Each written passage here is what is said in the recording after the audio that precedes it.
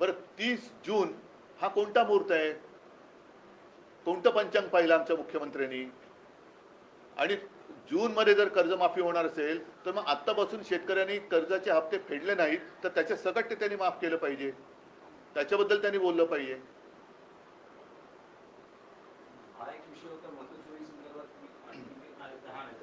आशिष शेलार यांची आता तुमच्या पत्रकार परिषदेआधी पत्रकार परिषद झाली, त्यात त्यांनी थेट तुमच्यावर आणि राज ठाकरेंवर आरोप केलेले आहेत की मतचोरी संदर्भात मांडत असलेली भूमिका ठाकरे बंधूंची दुटप्पी आहे. ती फक्त हिंदू आणि दलित त्याला क्रिकेटचं असल्यामुळे टप्पे कळत असतील बहुतेक, पण त्याने फुलटॉस दिलाय. तुम्ही बोला. येस, त्यांचं असं म्हणणं आहे की फक्त हिंदू आणि दलित दुबार मतदार दाखवले जात आहेत.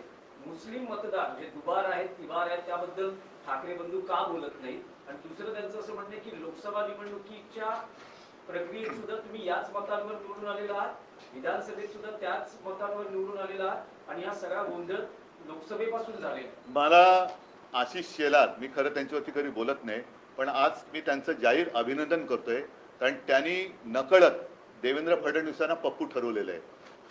कारण जे हे मानतच नव्हते त्याच्यामुळे महाराष्ट्राचा पप्पू म्हणून त्यांनी फडणवीसांना बोलण्याचं धाडस दाखवलंय. हा त्यांच्या अंतर्गत वादाचा परिणाम, हा परिपाक असेल.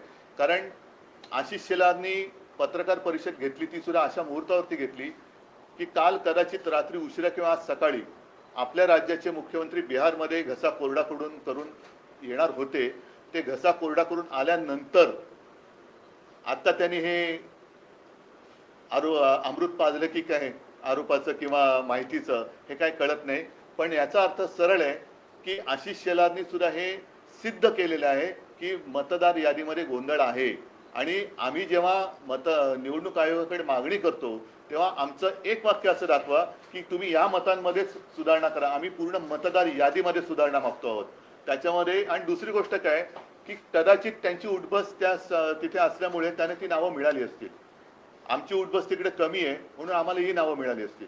त्याच्यामुळे आम्ही जी मागणी केलेली आहे ती संपूर्ण मतदार यादी सदोष आहे आणि ती सुधारणा होत नाही तोपर्यंत निवडणुका घेऊ नका ही आमची मागणी आहे. पण आशिष शेलार यांचं धाडस हे कौतुकास्पद आहे. नाहीतर साधारणतः आपल्या नेत्याच्या विरोधात बोलण्याचं धाडस हे आता भाजपवाल्यांच्या अंगात राहिलेलं नाही. हा आरोप थेट त्यांनी मोदी शहांसकट सगळ्यांवरती केलेले. कारण लोकसभेपासूनचा त्यांनी घोटाळा काढलाय. म्हणजे इतरत्र ते जे जिंकलेत मोदी शहा अगदी वाराणसी बिराणसी त्या दिवशी संजय राऊत यांनी काढलं ते सगळं. तर म्हणजेच काय की सगळा घोटाळा त्यांनी केलेला आहे. आणि दुसरा महत्वाचा, सरकार तुमचं असताना विरोधक घोटाळे करतात म्हणजे तुम्ही सरकार चालवायला नालायक आहात.